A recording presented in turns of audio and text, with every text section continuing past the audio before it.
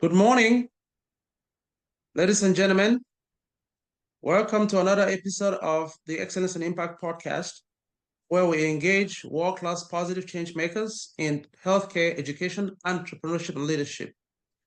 The Excellence and Impact podcast is an evangelist of the fourth industrial revolution, which is disrupting our lives at a pace so fast we can't even keep up.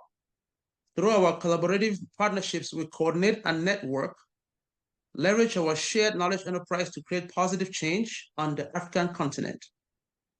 And this episode is brought to you by our partners at the CDC, Competency Development Labs, with offices in San Francisco and Mumbai, India. They offer a comprehensive suite of first-in-class business services, digital marketing, web design, custom concierge services tailored to your needs. They are super responsive and they answer their phones 24 hours a day. We also have support from Pro Media Services. For all your high event and collaboration needs for celebrations, please contact Pro Media, specialists in high resolution imaging and animation, videography and photography. They bring your event to life by creating moments of a lifetime.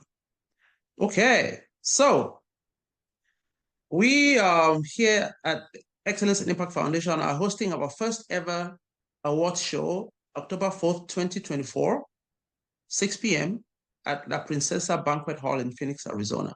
For those of you who are not able to make it, we will have a live stream available for you.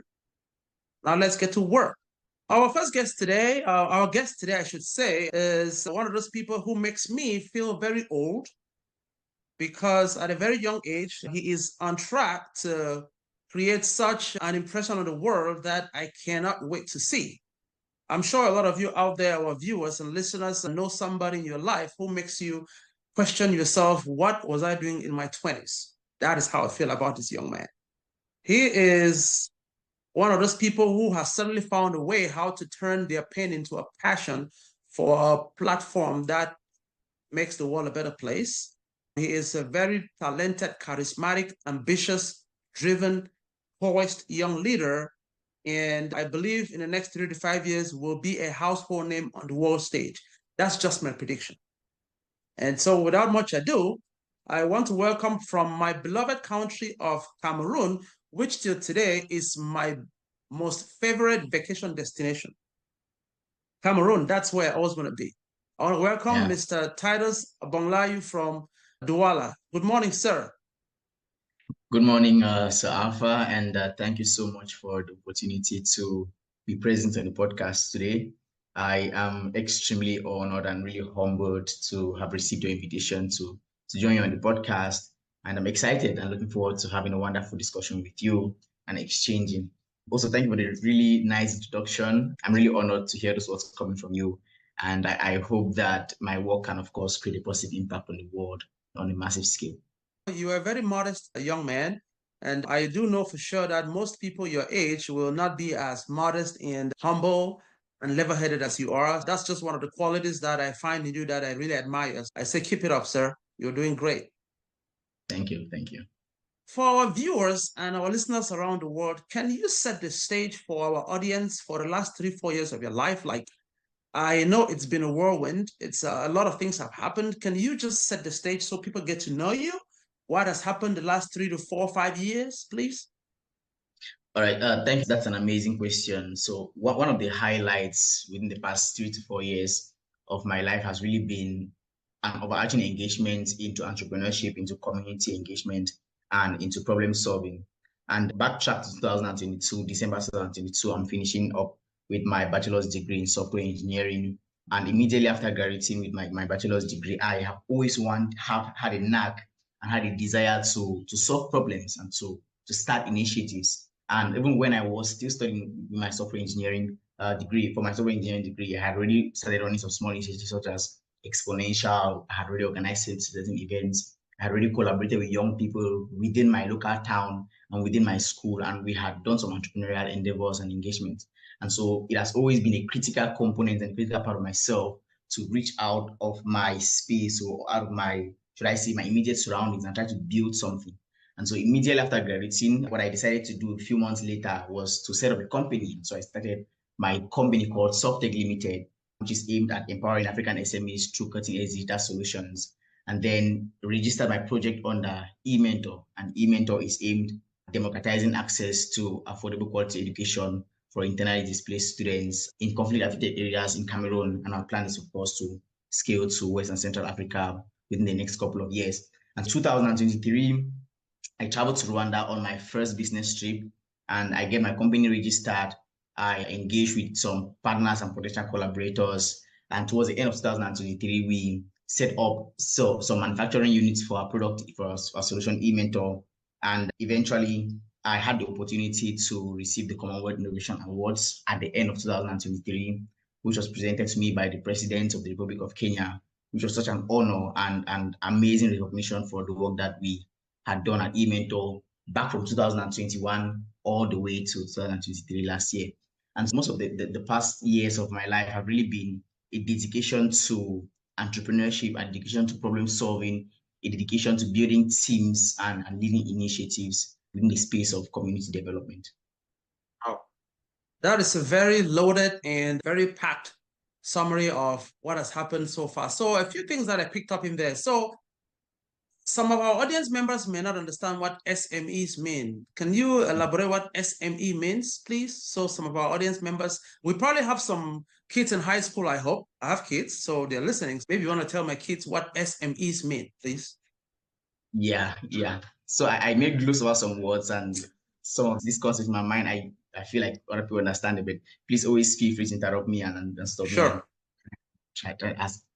So SMEs means small and medium-sized enterprises, and that essentially means businesses or enterprises on the African continent. And so what we do at Softeg specifically is helping small businesses, helping small and medium-sized enterprises to access technological solutions. So an area in which we operate is like IT consultancy. We go to approach a small business and ask them, or they need, let's say, information on how they can integrate IT services into their business to scale, to expand, and all of that stuff. That's essentially what Softeg does. And so we know that recently AI and technology has really scaled to a point now where businesses have to adopt technologies. And so that's what Softeg essentially engages in. Okay, so as you probably heard in my intro, we at the Excellence and Impact Foundation, huge believers and evangelists of the fourth industrial revolution, which is all about the disruptive nature of the lifetimes that we are in now. And what I'm hearing is you are an early adopter of AI. So you are, I'm sure, one of those people who has been at the forefront of researching, understanding, deploying, and helping all the small businesses to get used to the life we live now. Is that correct?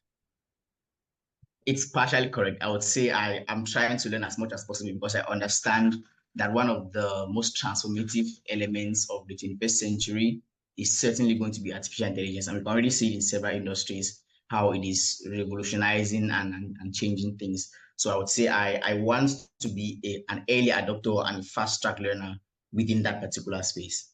Good. I think you're onto the right track, and I think you'll be helping some of us to roll out whatever AI we want to, especially in Africa. So you also talked about IDP in your first summary there of your life in the last 5 years. Can you dive deeper into what IDP means and how you became an IDP and how that led to where you are now and what you are trying to do for other people? Remember, I said that you were able to turn your pain into a purpose. I think that's a nice connection point right there, right? So maybe you want to talk a little more about that. So IDP means internally displaced persons. And for context, or for those who do not really already know about this, Cameroon has been going through a particular crisis right now for 6 to 7 years called Anglophone crisis. And I want to go into the history of this. But one of the main areas that has been severely affected by this particular crisis has been education. So UNICEF highlights that about 850,000 students have been forced out of school as a result of the ongoing crisis in the north and south regions of Cameroon right now. And say that again. Most of this 850,000. Did you say that? 850,000 students. Yes, have actually been pushed out of school. It's actually a lot. And some websites even say it's almost close to 1 million. But I want to stick with what UNICEF provides because we can actually verify that on their website. And so what has essentially happened is that this crisis has not only forced students out of school, but also pushed them to become internally displaced. And I was one of those students who lost access to education as a result of the crisis. And sometimes when I try to look back at this particular experience, I'm really inspired because this was a turning point for me. And so when I stopped schooling for a year, I was always a very conscious and conscientious young person, and I wanted to learn. I wanted to grow. Education essentially was my life. And so when I was forced to stop going to school, I had to spend a year at home. My family had to be displaced. We moved to another part of the town because of the crisis. And because of that experience, I sat at home and I really thought of it. I really internalized it, I would say so. And so that was eventually what came up, what led to the founding of eMentor. There's this quote by Steve Jobs, I think. He says that we only connect the dots by looking backwards. Okay. And so right now, when I sit and I try to, when I sit and I try to think about what eMentor is and some of the interesting things that we've done today, I only realize that it is because of the experiences that I had in the past with the Anglophone crisis and losing access to education that we've been able to do the work that we are doing. And so there's this common saying, turning bad circumstances into good one, turning shit into sugar, something like that, turning shit into sugar, and put that in air quotes. And so I think that what we've done at eMentor is really harness the bad experiences that I had, which was inspired by my personal encounters, and then created a solution out of it. So we can talk a bit more about eMentor later on if you would like to delve more into that. Absolutely. How I said earlier that you make me ask myself what I was doing in my 20s and your mindset. So all I hear from you is you have a growth mindset. You are not focused on problems. You see the obstacles more opportunities, and you see the challenges as stepping stones for you to go out there and create something better for yourself and your community. And I got to tell you, sir, you are special because, again, I speak for somebody, I'm in my 40s and you're in your 20s. So I'll be 44 in November and you are 25. At 25 years old, I was not thinking at all about the kind of responsibility you are taking for your life. I was all about complaining. You are all about solutions and solutions. So I say, good for you, sir. Keep it up. You also talked about going to Rwanda. So I don't know what you were thinking at maybe 21, 22 to go to, like, how do you come up with such ideas? Like to leave your country and go to Rwanda. What's the thought process? Did you have a board of directors? Did you have a mentor? Or how did you come about that whole idea to go to Rwanda to register your business? I'd like to learn more about that. That's a really interesting question. It actually causes me to think about it and to deeply introspect. I don't think I've done much introspection about that particular topic. That's good. It just happens to me as though it just reflects to me. But I would say that one of the most critical components to growth, now thinking about it in hindsight, is the community in which you place yourself, is the people that you decide to interact with. When I finished high school after going back to high school and studying the presence of the crisis, the bullets flying, sometimes almost literally dodging bullets to school. After finishing the entire experience, I joined an organization called Open Dreams. And the mission of Open Dreams is to empower low-income students to access educational opportunities in and out of the country and continent. And from a very, so I say early start, I was always within a community of people who were doing great things. I was within a community of people who were dreamers, who wanted to build projects, who were building projects, who were building companies, who were traveling around the world, who were engaging in community development and change making. And so rubbing shoulders with those people every day and engaging in discussions with them and participating in dialogues and even volunteering for some of their projects, I think was a really good start that started to condition my mind to start thinking as a problem solver, as an entrepreneur, and as a solutions creator. And I would say it's really important that for the listeners or the viewers, the people that you surround yourself with ultimately determine the kind of person that you turn out to be. They say you're the average of the 5 people that you spend the most time. Sounds very simple, but it's also very profound and very true. It is. Wow. And so I had to gain access to some mentors within Open Dreams. Eventually, I started mentoring other students as well, started mentoring other young people.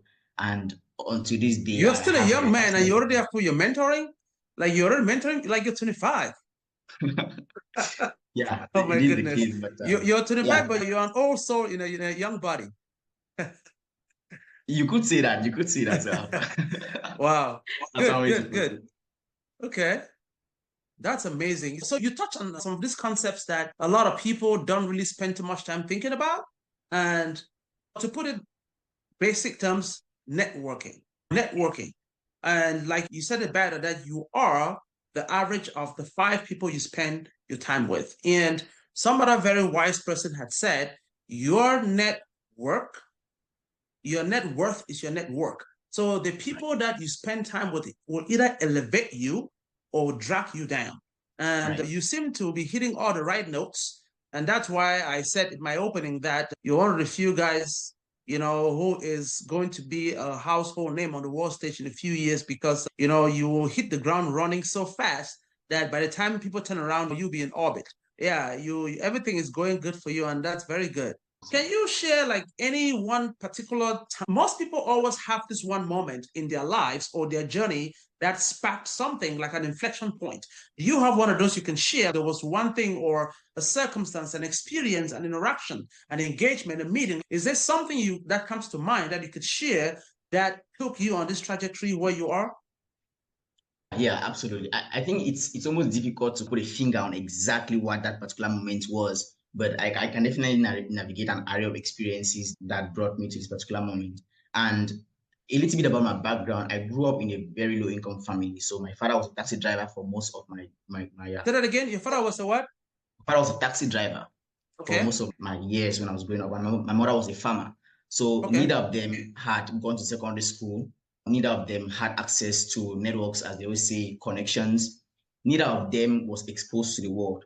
And so I grew up within a space where during the holidays, I would have to engage in small businesses to be able to save some money and then support my parents the next year when I was going back to school.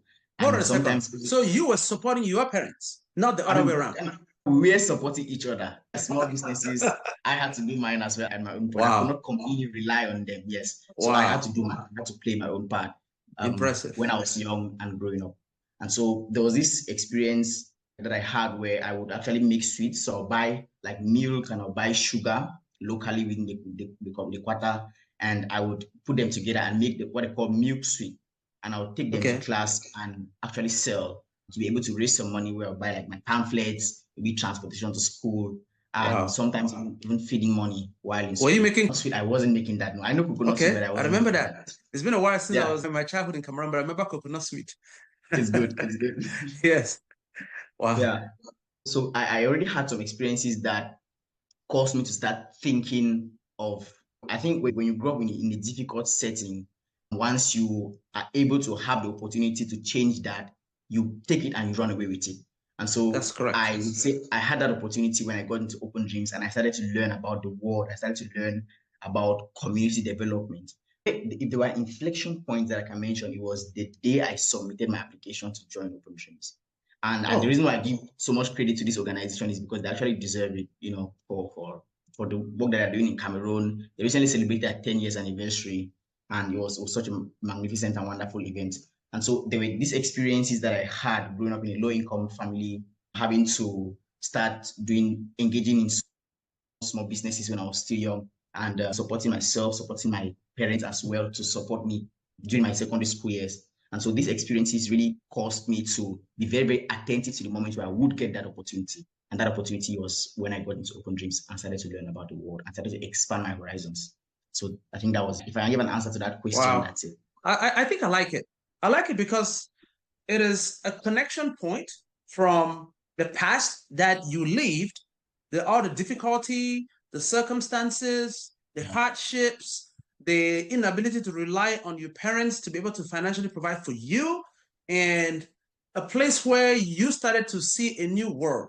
Because a lot of times the connection, like you said, with the Steve Jobs quote, is like hindsight, right? You connect where you're from. And so Open Dreams, from what I'm hearing, gave you a horizon that you could hope for. It gave you something to look up to. And you saw people like yourself who did not come from money, whose parents didn't have connections, and who were just like ordinary people, but were doing extraordinary things. And you could connect with them because you saw them. You could see them in real life. They were not some people that you see on TV. So that's a really good way to look at it. And kudos to them. I've heard about them peripherally, I don't know what I've heard about them quite a bit. And I just love people like that who put initiatives together to Right. lift up our community. And yeah, I'll definitely be very interested in connecting with them and seeing what we can do together.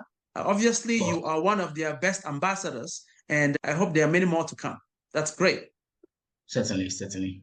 Yes. So what drives you though? I know I think I can guess that. Is there any particular thing that drives you, that motivates you to pursue? As you can tell, you are on the Excellence and Impact podcast. And so Mhm. you are an excellent young man and you're creating an impact. So what is it that pushes you to keep striving for excellence? I would like to summarize that the answer to that, or to start answering that by using this quote from MLK, Martin Luther King Jr., who says that it is important for everybody at some point in their lives to ask themselves the question, what am I doing for others? Okay. And I'm paraphrasing it in that way. And so one of the main driving forces for my work is not necessarily what I'm able to achieve myself, but how my work is able to influence other people, how it's able to touch the lives of other people. And so if there's a really strong driving force besides the desire to really solve a problem that they experience and uplift other people from that same circumstance, it's to impact the lives of people, to reach back into the community where I'm from and to give back, and not necessarily maybe financially or maybe materially, but such that should I say, the outcome of my work has a reverberating effect, even if it's just positive motivation, even if it's inspiration, even if it's looking a young man who maybe was in my same shoes, who is in the same experience that I once had or that I was in, he can look at me and say, okay, this is somebody who has come from my similar experience, and then this is what they're able to do. And so I would say I'm really motivated by the desire to do something for others in some way, to create an impact and to add value to the lives of people within my community and within the broader community. Wow, that's amazing. They always say that the most fulfilling thing is to be of service. That's what I've heard from a lot of friends and a lot of mentors that I have, a lot of very successful people, successful in every way, financially, very successful career-wise, like really accomplished people. The most fulfilling thing for them is to help other people. So again, you're in good company. And I think to add to that, when you're able to create value for other people, what happens is that they appreciate that value and they can reward that value if you so decide to maybe request for a reward, whatever. You look at the value that some of these greatest entrepreneurs, Bill Gates and that Elon Musk's of current world right now have created value on such a massive scale, and they have changed the world in such significant ways. And we are able to maybe have this Zoom call because they decided to solve a problem for some people and to create value for other people. I think when you create value, it's one of the most fulfilling things to do and to give back an impact. Very true. Very true. What would you say? I'm not going into data and metrics right now, but I'm sure you can give me some kind of, I would say, you can give me like, what would you say, like the impact of your work, the work that you do helping SMEs or be it young students to access education. What would you say the impact has been in your community and beyond so far? And how do you feel about the impact?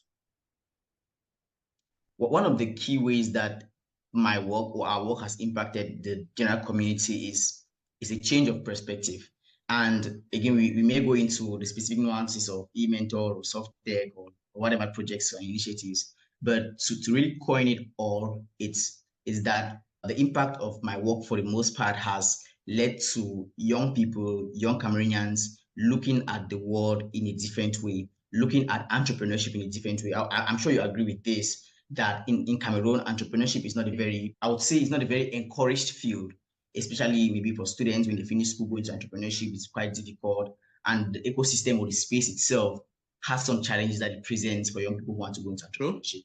And so I think that one of the key areas of impact for our work has been helping young people to have a significant mind shift in terms of what opportunities are available for them, how they can approach these opportunities, and how they can be able to also create an impact themselves. And so in terms of numbers, I might not be able to give like the specific numbers off the top of my head right now, but the qualitative impact of my work and our work at my various initiatives is a collective change of mindset and approach and the power of possibility. And I think that the power of possibility is really important for people who are from marginalized backgrounds. When someone who hasn't been exposed to the world in a particular way sees that something is possible, that inspires them. When they look at an initiative and think this can be done, that genuinely pushes them to maybe take action as opposed to not knowing that this thing can be done. And so that's really the power of possibility, which has reverberated across some of the initiatives I'm engaged in. I love that. Sometimes in quantum physics, they say absence of evidence is not evidence of absence. So I get it that sometimes we don't like numbers are important, but there's way more than just numbers. Sometimes it is just, like you said, the mind shift. It is the energy that people feel. It is that motivation. It is, and sometimes it takes a while for people to move from the programming that, because we're all programmed, right? In life, we are programmed at birth and by our environment. And the environmental programming is the most critical that we need to change. And that may take some time. And again, you are a shining light to the power of possibilities, especially coming from a marginalized background with almost nothing. So that alone speaks a million times more than people having to put up numbers and say, oh, he changed my now. So I get it. That's good. Okay. As a leader, you have all these initiatives. I'm assuming you have a team, you have a staff. How do you get people engaged? Like, how does a young man, and I'm sure there's a lot of people who work for you that are older than you or people that you contract with, like, how do you get people to stay aligned? And obviously nobody can be as driven as you are. It's hard to find people like you. So how are you able to get these people to channel your energy and keep moving in the right direction? How do you keep the ship going in the right direction? That's a really good question right there. And the power of a team is almost inexplicable. It's very important. Having a strong team, having a strong base of people to work with is absolutely very important. And it may make or break an initiative. So I want to start there. And how do I get people to work with me, or how do I get people to engage with me? And to stay motivated and aligned, yeah, how do you like get them to stay on task, on track? It's about the vision. It's about setting a very high vision and a very powerful vision and making sure that everybody within the initiative or within the project knows that they have a very critical part to play within the attainment of that vision. I think when we align ourselves, even as humans, to something that is bigger than ourselves, to a bigger goal, a bigger initiative, a bigger project, something that is out of ourselves, something that we feel that we are part of it, we are generally more motivated than if we feel like we're out of the system. And so one of the things that I do is try to make sure that everybody within my team or everybody that I work with in one way or the other knows that they are part of something which is bigger than each and every one of us. The initiative is not about, the vision is not about me. It's about something that is of a higher kind of purpose. And so we are all elements towards the attainment and achievement of this particular thing. And I think that if you make people feel like they are part of something that is big and they are playing a very important role towards the achievement of that thing, you don't necessarily have to push behind them every day. You don't have to be a micromanager. You don't have to force them or beg them or whatever. They just feel like they have a part to play, and then they show up every day and they play that part. And also, I think one of the core roles of a leader is also to inspire people. And I think the way I inspire people is by trying to make sure that it's effective collaboration within the achievement of that vision. And so everybody engages with every other person and communicates and interacts and exchanges in a fluent way. Wow, my man. Let's just say that you keep wowing me. Anytime I feel like you couldn't wow enough, you keep raising the bar. Very impressive. So speaking of leadership, do you believe that great leadership is something that you were born with, or you can learn it? Like, what's your take on that? And I'm sure you have been dropping some names of from historical figures to tech giants. So you definitely read a lot. I can tell that you spend a lot of time studying and not watching TV. You're trying to make the news, not watch the news. So that's great. And so I'll be interested in knowing who are some of the leaders that, you read their work and you try to model yourself, because believe it or not, we all look up to people who have come before us. and try to learn from their struggles and their successes and see how we can iterate and do better. So, yeah, let's talk about that. That's true. Yeah, so that's a two-part question, and I'll start with the first part. Do I think that leadership is something that you're born with, or is a skill that you learn? I do think that leadership is a skill which can be learned. And I've had several experiences, especially from one of my mentors who keeps saying that I'm a natural born leader, I'm a natural born leader. And yes, I think I'm inclined to agree with that mentor of yours. I think so. I think he knows what he's talking about. Oh, she. Yeah, it's a she actually. So there you go. So I definitely think that leadership is a skill, but also it's an inclination that you can have, which is built into you from the experiences, from the aggregate of the experiences that you go through. You earlier mentioned that we are all programmed. We all go through experiences that shape us into one kind of person or the other. And so those experiences may push somebody towards being a leader or towards the inclination of being a leader. But I also strongly believe that leadership as a meta skill is a composite of other skills that you can learn. For example, some of the qualities of a good leader are communication, vision, passion, and these things which you can actually learn how to become a better communicator by improving your communication skills. You can learn how to become potentially more visionary by reading books or by following visionaries and by engaging with visionaries and all of that stuff. And so I'm sure you do a lot of that. So you can become a better leader, but also I don't think we can also discredit the idea that leadership is a skill that you're born with. And so both of them hold some amount of weight. And so at the end of the day, I want the listener or the viewer to go home with this. Whether you are a natural born leader, whether you think you're a natural born leader or you can't learn to improve, whether you think you're a natural born leader, also understand that you need to constantly improve on the skills that you already have, improve on the potentials that you have, because it is constant pursuit of improvement that makes you a better leader. If you are, let's say, if two people are both born leaders and one person continuously seeks to improve their leadership skills every day while the other person becomes complacent because they believe that they were born a leader, at the end of the day, the person who was seeking continuous improvement becomes in some way a better leader. And so the listener or the viewer should go home with the takeaway that they need to constantly seek to improve their leadership abilities. And some of the leaders that inspire me very much, the very first one is Elon Musk. And Elon Musk inspires me because in some way, when I look at what he's doing, it's almost unreal. He's actually doing the impossible. He has built 9 companies, 9 very successful companies. He wants to, the mission of SpaceX in some way is to extend civilization to Mars. I don't think I've had that kind of idea before, how he came up with that kind of idea. He has sent rockets into space. He has revolutionized the EV industry and electric vehicles. And he's putting brain chips in humans and altering behavior, treating diseases in the most innovative ways. And I think that he genuinely inspires me because he's the embodiment of the principle of innovation. He knows how to think outside of the box. And he constantly challenges me to also think outside of the box within all my initiatives. Wow, that's impressive. And the next leader who inspires me is Nelson Mandela.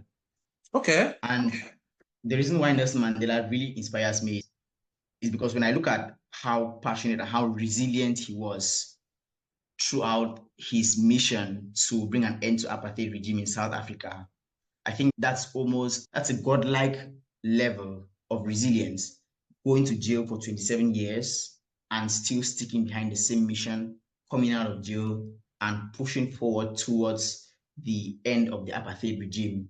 Wow. To me, it's a very, very powerful thing, and it's a power of resilience. And it also inspires me and teaches me to push forward even in the face of obstacles and against all odds.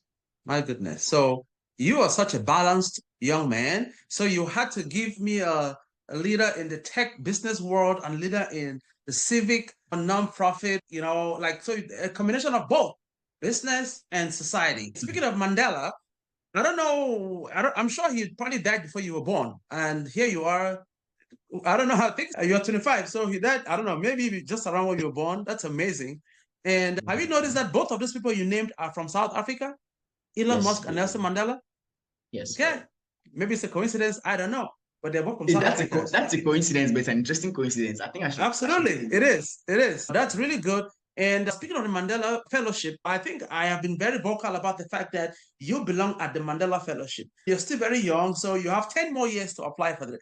And I still believe that it's an injustice that you haven't been selected. They should have come and hand selected you and say, hey, come over here. Because I believe that you'll be such a value add to that fellowship. And I am looking forward to you joining the Mandela Fellowship. And I'm sure you've been a Mandela Fellowship coach, a focus coach for the last few years. And this year I was invited by Arizona State University to give them a leadership talk.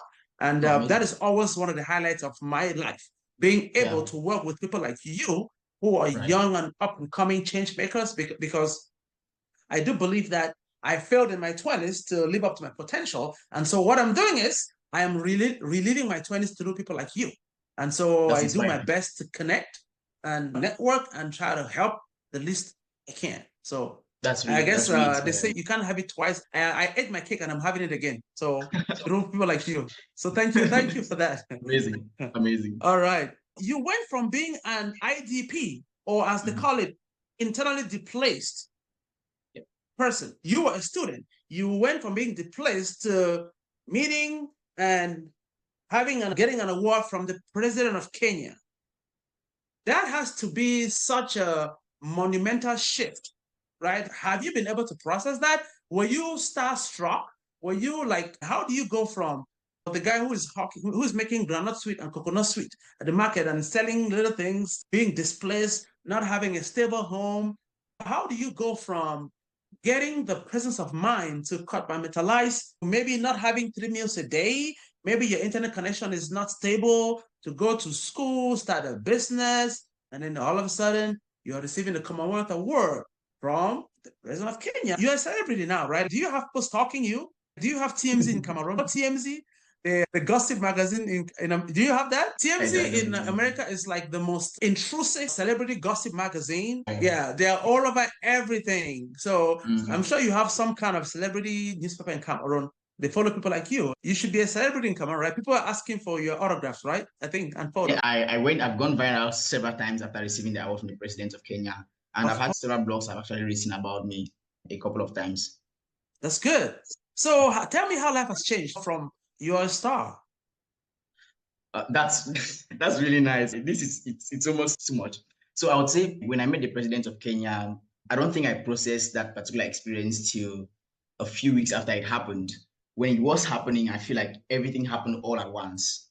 Nothing happened for a very long time, and then everything was just happening all at once. And I ended to just almost not be. I was unable to process the experience while it was happening. And it was after that I really sat down to reflect and think about what happened.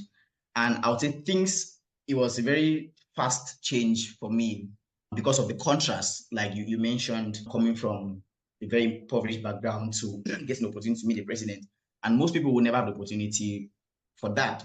Oh, yeah. And so 100%. Like most people never come close to even a minister, like never. Yeah. So you are breathing rare air. You met a president, shook his hand, exchanged some words, hung out. So kudos to you. Thank you. And so after that experience, what I've really had to do is to relearn humility again, because after that, I think anybody who comes from a background of my own and then gets to that level, it is almost impossible for their ego to not start pumping up and taking control over them or having the best of them. And so I'm really grateful for the most part for the mentors that I have and for the family that I come from. Because I think post meeting the president, they have played a very critical role in keeping me level-headed and in a right mental space. I would say after that particular experience, I had several people reaching out to me with all sorts of offers, opportunities, blogs writing about me, going viral on several media platforms. And so it was like a veil was opened. And so I had to really think about the values that I hold very dearly to. I had to think about the work that I was doing and how important it was, and the necessity of staying grounded and focusing on the work instead of the praise that comes with that. And I would say that when most people, or when some people get to that level, they get lost because they get carried away by the attention, they get carried away by I probably would have been one of them, you know? You were 24, what were you, 23 then? 23, 24? I was 24 when that happened. Yeah, I don't think I would have come back to Cameroon if I were you. I probably would have just gone lost somewhere in Kenya. Yeah, so I had to maintain stronger relationships with my mentors and my family to stay level-headed. And I think that has really been good because I'm focusing more on the work instead of the attention. And although the attention is still there and it's going to continuously come, I think it's important to separate that. And most young people, when they have this level of exposure at an early age, what happens is that they lose themselves, they forget about the work, they are caught up in the hype, they start to show up at parties and events, and yeah, they get caught up in the distraction and forget about the work, and that leads them down to their downfall. And like you are such an old soul. Yeah, man, you are so grounded, and I love the fact that you keep reiterating the importance and the necessity of having people who are value driven around you. And for you to, at this young age, have that presence of mind and that understanding to keep yourself connected to your family and mentors who have your best interests at heart, that's just a hallmark of long-term success. And that's awesome. And I like everything you're saying. Is just, wow, this young man, you're onto something. And talking about the hype, people getting caught up. Oh, yeah, that's real. And it goes to this whole thing of purpose, right? A lot of times, the power of your purpose is what will hold you together and what will keep you connected when times get tough. And you seem to have figured out your purpose way before the fame and the attention came. You have been ready for this. You were born for this, my friend. So keep on moving. That's good. Thank you so much. And speaking of purpose and long-term goals, you mentioned Bill Gates earlier. He has this quote, which I think is a very, very good quote. He says that most people overestimate what they can achieve in 1 year and underestimate what they could accomplish in a decade. So I'd like to get your thoughts on that philosophy and how does that apply to you and your 1,000 initiatives? Do you have short-term things for 3 weeks and some for 3 years? Do you have mid-range goals for 5 months and some for 5 years? Or do you have a 10-year plan? Please lay it out. Let's hear it. Yeah, what Bill Gates said was really important. And I think long-term thinking is very important. And for all fields, whether it's your personal goals, your career goals, it's always important to have long-term goals.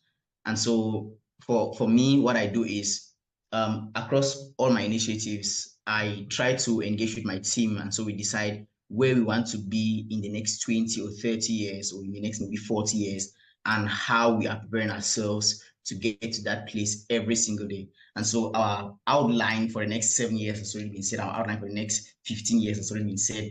And then what are we doing within the next 1 year that fits us into the paradigm of those 15 years? What are we doing within the next 6 months that fits us into the paradigm of the next 10 years? So how are we preparing ourselves right now? How are we acting such that we are going or moving towards that particular goal? And it's tempting to be caught up in the short term because most of us, like we set goals for a year. When the year starts, we set goals. At the end of the year, we set goals for the next year. We don't really think about 20 years or 30 years or maybe 15 years. And so when Bill Gates talked about us underestimating what we can do in 10 years and overestimating what we can do in 1 year, I think that really goes to reinforce the importance of long-term thinking. But it's like your empty-end connection is a little static. Investors and how we're preparing ourselves towards the attainment of those longer-term goals. Yeah, it looks like your MTN connection is a little shaky over there. You were frozen for a few seconds. So I don't know if you're using MTN or Camtel or whatever you're using. I don't know. Who knows? I'm actually using MTN, and I'm a bit surprised that it froze today. Yeah, it doesn't really freeze often. But were you able to get I think I got that. So obviously you just talked about long-term thinking, 10, 15, even said 40 years. That's amazing. So as an entrepreneur, if you're looking at 40 years, so you're already looking disruption. You are trying to forecast the future. You are trying to position yourself in a place where you will not be the ones who gets to drown, but you'll be the ones who will be in your ship and you are going south when the winds are going north, right? What do you see? Like, what's on your horizon? What do you think in terms of disruptive trends in the tech world, which seems to be evolving like the wind every day? It just goes so fast, you can keep up, right? What do you think are some things that are shaping the world, especially in your little bubble? Obviously, Africa is a little slow to respond to tech, but things are moving too fast, right? It used to be that 10 years ago, technologies here could take 2, 3, 4 years to roll out, but it looks like, boom, things are moving a lot faster now, so disruptive. So how are you planning for that? What do you see coming? And in other words, are you hedging your bets? Good question. Good question. When you talked about how Africa responds to technology, that's absolutely very true. But one of the interesting things that I like about Africa and how we approach technology is that we have an approach that it's a mobile approach, a very mobile-oriented approach. For example, when we had phones, the phone communication technology, there were landlines that were installed in people's homes, actual wires that had to move under the street, or maybe under the street and towards connections and hubs and switches and all of that stuff. But when that came to Africa, we immediately went to mobile phones. Right? We didn't have those landlines. And so what happens is that when technology comes to Africa, it jumps into the mobile sphere. And I think one of the industries that is really the future of technology, especially in Africa, is, I think it's around the world as well, is artificial intelligence. I think this goes without saying that artificial intelligence has already surprised us in so many ways. For example, there was an AI assistant on this call actually taking notes. And so that means that if we had, let's say, we don't need somebody to take minutes of the meeting anymore. The AI assistant already does. And so what AI actually does is that I don't think it's really an industry on its own per se. It finds its way into other industries. So the telecommunications industry, AI finds applications in the health tech sector. AI finds applications in the automobile industry, the logistics industry. Like almost all industries have a place for artificial intelligence. And I think that's one of the areas that is very, should I say, very hot in terms of technology. And so at eMentor and Softeg, we are actively looking at ways that we can integrate AI into our solutions. And two of the main ways that AI has revolutionized most industries is personalization, as well as personalization and automation. So experiences have become more personal, more tailored to an individual's need as opposed to the demographic. And then automation, like I just earlier mentioned, with the AI assistant actually taking notes on this call. So AI genuinely is the future. Wow, that's amazing. I remember you said that you went to Rwanda to set up manufacturing? No, to set up a software company. Okay, so are you still operating in Rwanda? The company is registered in Rwanda, but is operating where we were. Let's say the scale on which we want to operate is continent-wise. We want to operate continent-wise, but we want to operate from Rwanda. Because Rwanda has put in place systems that really favor the growth of entrepreneurship. Okay. And we can go into the details of that. I think I understand that. Yeah, that's awesome. It really favors entrepreneurship and startups and enterprises. So that's why we really started in Rwanda, but we want to operate continent-wise. And you have a very ambitious goal of doing what by 2030? Can you tell our viewers and our audience about that? You have this goal of educating how many students or providing accessibility to, you have a goal that is measured for 2030. Are you the UN now? You have all these goals, so are these SDG goals, Sustainable Development Goals from the United Nations? Did they consult with you? Can you tell us about that 2030 ambition? Our goals fit into the UN's framework for the SDGs. Okay. So we are not the UN, we're not trying to be, but we are trying to fit our work into what they are doing, into the 17 global goals, and contribute towards the achievement of these goals. So for eMentor, what we are doing is, what our goal is essentially for 2030 is to empower 1 million internally displaced students in Cameroon and West and Central Africa to regain access to education in conflict-affected areas. And this is particularly for areas affected by conflict, because education in these spaces has faced lots of challenges. And most of the interventions that we've researched, which have been provided for these areas, they are usually short-lived because they are affected by the conflict. The interventions themselves are affected by the conflict. And so what we are creating at eMentor is a solution that is almost conflict-proof, that cannot be directly affected by conflict, but will allow 1 million students to be able to regain access to education by 2030.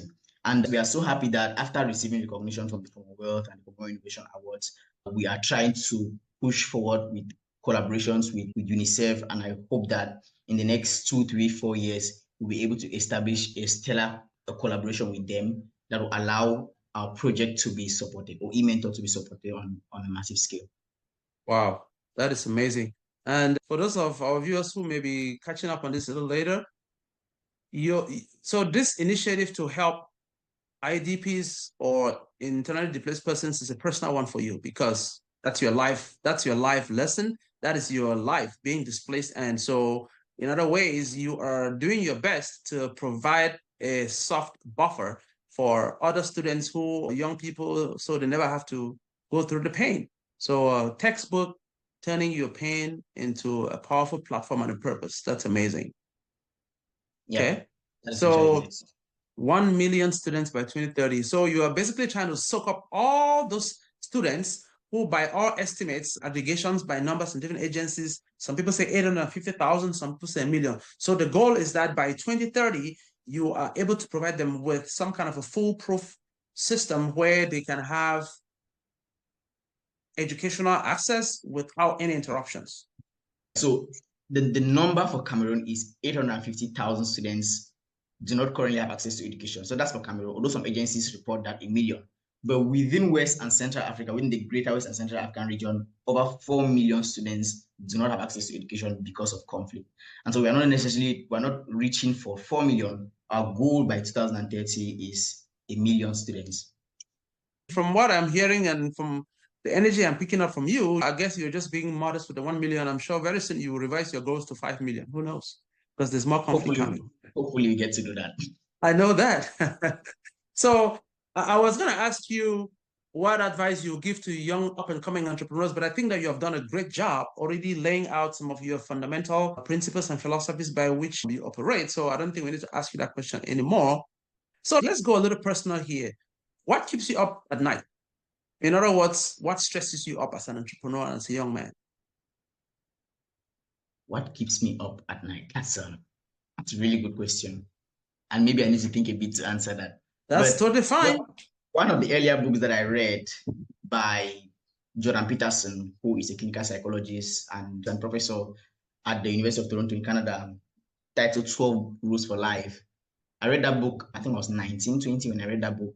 And one of the core lessons that he puts forward in the book is the importance of living a meaningful life. And so one of the phrases within the book is, it's better to pursue what is meaningful and not what is expedient. So expedient and across most of my encounters or engagements, I'm always struggling to live a meaningful life. And so that may mean across my project and even personally as an individual with my personal relationships, I'm always trying to make sure that they are meaningful. And so what keeps me up at night, what prevents me from sleeping sometimes is just the desire to live that meaningful life. And that comes with challenges, of course. That comes with its fair share of obstacles. And that means that one constantly has to solve problems and one constantly has to overcome these roadblocks. And so overcoming those roadblocks in the pursuit of the grand vision of living a meaningful life, that sometimes does keep me up at night. That's fair. In other words, you have this grand ambition, and sometimes you don't know the next step to take. Sometimes you don't know who to call. Sometimes you don't know if that's the right move to make. And I guess second guessing yourself sometimes will only lead you to do more introspection and thinking, and eventually you get there. So any entrepreneur, any ambitious entrepreneur has to lose sleep sometimes at night. That's just the way it works. Because if you are doing ordinary day things, you'll be sleeping really well. But because you're trying to change the world and create an impact, it comes at a price sometimes. And I think that's a price that people like you are very happy to pay 7 days a week and twice on Sundays. No questions asked. There's this common saying that if you want to know if you're on the right path, at some point the path disappears. Oh, wow. I think it's a very profound. The path disappears. That's a good one. And somebody also said that you have to set goals that are so big that they scare and excite you at the same time. Like they have to be so scary but exciting. And again, it goes back to that whole purpose-driven life, right? So if you know what the purpose is and it's bigger than yourself, somehow you will fail your way to success. Like how they say rockets fail their way to the moon because there's not really a GPS to go to the moon. They they just launch and somehow they fail their way to success. So that's amazing. And talking of you reading books, you seem to read a lot. I am very impressed. You are dropping all these names of like real legends in the personal development space. And so what are your top 2, 3 books that you like or that have made an impact on you? Yeah, excuse me. Yeah, reading has definitely played a very significant role in my personal development. And these 2 books, maybe they're just because they're books that I read recently, but I think they have been impactful to me. And the first is Psycho-Cybernetics by Maxwell Maltz. Maxwell Maltz, okay. Yeah, Psycho-Cybernetics. Have you read any of these books? Of course, I've read Psycho-Cybernetics by the self-image. Yeah, that's really true. That book it's a very profound book for me because it teaches us what the psychological foundations of success are. Sometimes we impede our own selves, prevent ourselves from succeeding, and having a strong psychological foundation of how to look at success or how to look at yourself, or building an identity of a successful person, or letting your success mechanism take place, or letting your imagination move towards your goals is really important. And so I think it's a really very foundational book, building a solid foundation. Whoever suggested that book to you, you need to go thank them again, because that's an amazing book. I read it about 6, 7 years ago. It was one of my mentors said to read it. Yeah, self-image is everything. It is. Yeah. And then the second book would be The 50th Law by Robert Greene. And that's another classic. It's a good. Have you read it as well? Yeah. It seems as though we've read almost the same books. Maybe you should share your read list with me and mine. Obviously I could share that off. I can share that later on. Yeah, for sure. But my favorite book is a very small book. It's about 40 pages long, very small, and it's by Price Pritchard. It's called U Square. Very small book. You could read it in 30 minutes. U Square. I haven't read it yet. It's it's a very small book. 40 pages. Why do I like it? Because it is a summary of everything you need to know to triple or quadruple your performance through your thinking.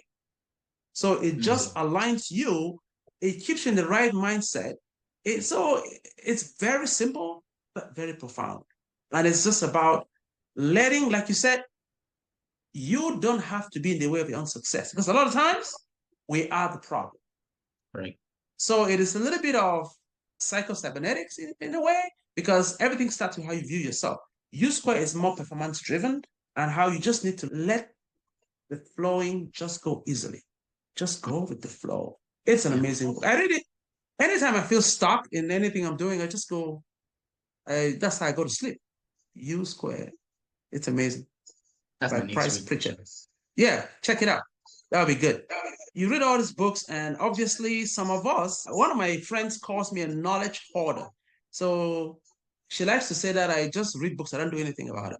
And I think I'm going to tell her after this podcast that she needs to listen to this one, because there's somebody who is going to make her really proud. Somebody who actually reads the books and puts them in practice. That happens to be you. So that's amazing. And are you a steamroller or a pressure cooker? By that, are you the guy who keeps in everything, which is pressure cooker? Or when you are feeling a certain way about your friend or one of your team members, you tell them, because that could ruin your business or could torpedo your ship. Which one are you? Steamroller or pressure cooker? That is an opportunity to be very, very vulnerable. Vulnerability is the ultimate strength. That's true. I would say I'm a pressure cooker. Are you? I'm definitely that. So I tend to keep a very, should I say, in control countenance. Okay. Although things may not be very okay from below the surface. But I try to keep that countenance that everything is okay and everything is under control.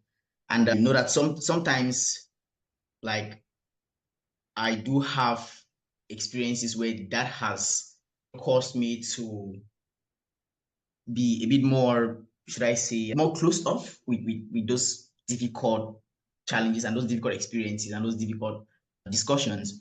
But when I want to address an issue that is supposed to be addressed, for the most part, I try to bring a very professional approach to it, a very, should I say, formal approach to some of those issues. And so, yeah, I think I am more of a pressure cooker than a steamroller. Okay, there's good news and there's bad news. I'll start with the bad news. The bad news is that when you're a pressure cooker, it hurts you more than it hurts everybody else. Agreed. Yeah. The good news is that as a leader, sometimes you need to be a pressure cooker, because with the benefit of time and hindsight, you're better off not talking to that project manager about how to screw up today.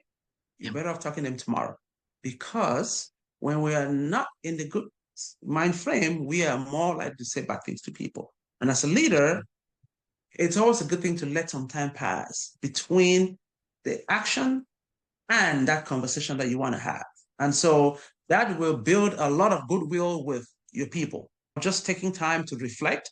And a lot of times, most human beings, most of us do have the best intentions, even though intentions and outcomes are two different things. Because the fact that you have a good intention and screw up the project doesn't mean anything to me. But when you're trying to build a team, I think sometimes you need to be more patient, and you always need to look out for the best intentions, look out for just assume that everybody means well. So that's why I say they both have pros and cons. And as you get older, you would understand the need to, you will find a way to strike a better balance. Yes, it will come to you, because you are definitely on the right track and you have all the right people around you, you have all the right support. So that's very good. So how do you relax? What do you do? I know you don't watch TV for sure. I know that. I can tell. I don't watch TV. Sometimes I'll bury myself in a movie or two to just unwind. And one of my favorite ways to relax is to train at the gym. I like to lift weights. So I train 5 to 6 times every week, lifting weights and doing calisthenics. Wow. And I quite like to read as well. So it looks like you're living a perfect life. You're one of these guys who's going to be like, you work out 5 to 6 times a week. You have this crazy ambition to change the world. Really? What? I don't know what else I don't know what you don't do. Man, you're doing really well. And that's awesome. I am very proud of your path in life. You make some of us like really see a lot of hope in Africa. And as our viewers know, the Excellence Impact Foundation is focused on leveraging high-value relationships in the United States with partners and organizations that want to create a better future.